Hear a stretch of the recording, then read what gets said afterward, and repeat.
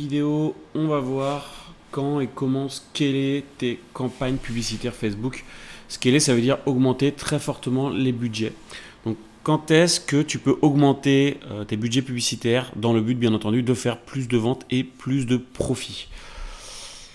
La règle, c'est qu'il faut que tu regardes ton CPA, ton coût par acquisition, et savoir s'il est inférieur à ton CPA limite, ton CPA break-even, c'est-à-dire le CPA, ton coût par acquisition, pour lequel tu ne fais plus d'argent lorsque tu fais des ventes, okay, pour lequel tu es à zéro. Au-delà de ce CPA limite, donc si tu dépenses plus que ce CPA limite, tu seras en négatif, donc tu perdras de l'argent même si tu fais des ventes. Donc ça, il faut que ce soit clair. Si tu ne connais pas ton CPA limite, va le calculer direct. Tu regarderas cette vidéo plus tard. Donc si ton CPA est inférieur à ton CPA limite pendant 3 jours consécutifs, alors tu peux scaler tes campagnes. Pourquoi 3 jours consécutifs? C'est qu'il faut de la stabilité pour pouvoir scaler. Tu peux dire 3 à 5 jours consécutifs, comme ça tu es sûr que ce n'est pas de la chance.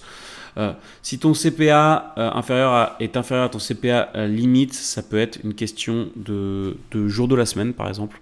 Admettons que les gens achètent plus le samedi et le dimanche que le vendredi sur ton produit.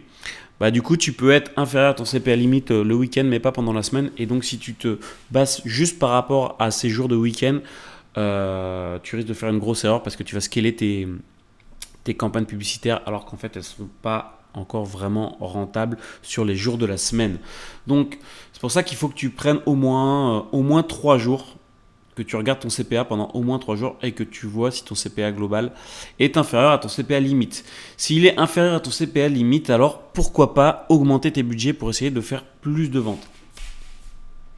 Alors, comment faire plus de ventes? On va prendre un exemple. Moi, je vends par exemple un produit e-commerce donc pour éduquer les chiens des gens, d'accord?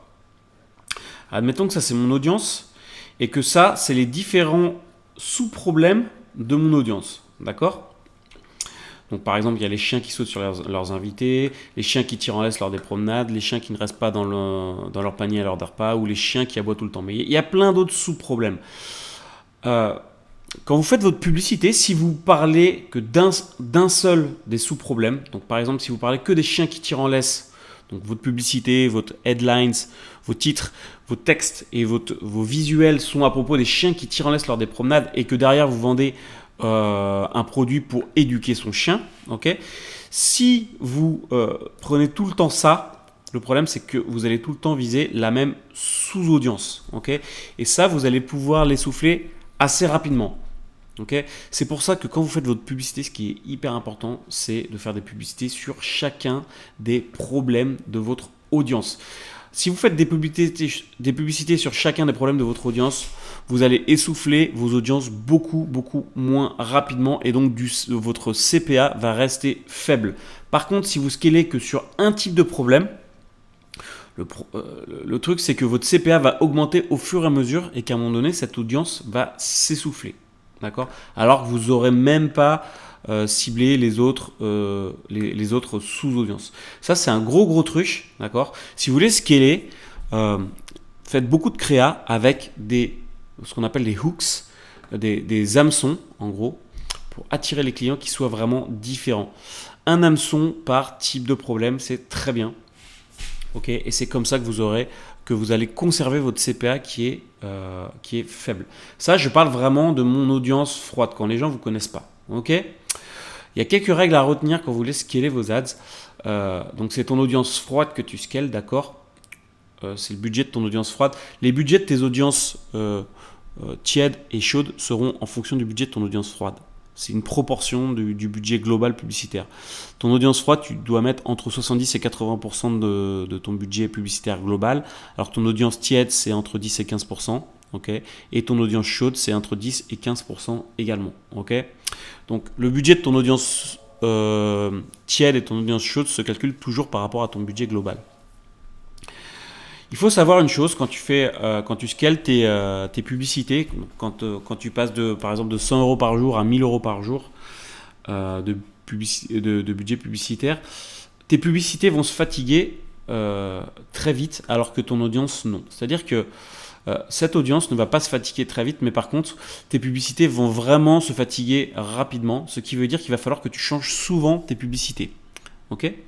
Et donc, plus ton audience va être importante et moins elle va se fatiguer rapidement. D'où la nécessité, lorsque tu scales, d'avoir des audiences qui soient le plus larges possible. Vraiment, arrête d'avoir des audiences de 50 000, 100 000 ou 200 000 personnes, ça sert à rien.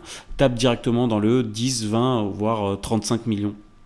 Sur l'audience française, ce sont des audiences qui sont super larges et comme ça, tu n'es pas obligé de changer tes créas tous les 2 ou 3 jours. Voilà, c'est des créas qui peuvent tenir. Donc tes publicités se fatiguent beaucoup plus vite que ton audience, d'accord. Donc si tu vois de la fatigue, si tu vois que ton CPA augmente fortement, d'abord il va falloir que tu changes tes publicités, ok. Ça vient pas de ton audience, ça vient de tes publicités, d'accord. Ton audience peut se fatiguer également, mais se fatigue beaucoup moins vite que tes publicités. Il va donc falloir renouveler souvent tes créas, donc lorsque tes budgets sont très élevés. C'est ce que je vous disais, plus tes audiences sont larges et plus tu as de place pour scaler, forcément. Donc lorsque ton objectif est d'augmenter considérablement tes budgets, prends des audiences les plus larges possibles. Et également, ça va te permettre d'avoir une rotation de tes publicités qui sera beaucoup moins importante. C'est pour ça que lorsque je scale, je ne prends que 2 à 3 audiences maximum en CBO. Donc je fais une campagne froide, d'accord ? Campagne trafic froid en CBO avec maximum 3 audiences différentes dans cette campagne froide. Ça va vraiment permettre de centraliser tes données, les datas de ton pixel sur 2 ou 3 audiences au lieu d'en avoir 20 ou 30 ou 40, ce qui est complètement stupide.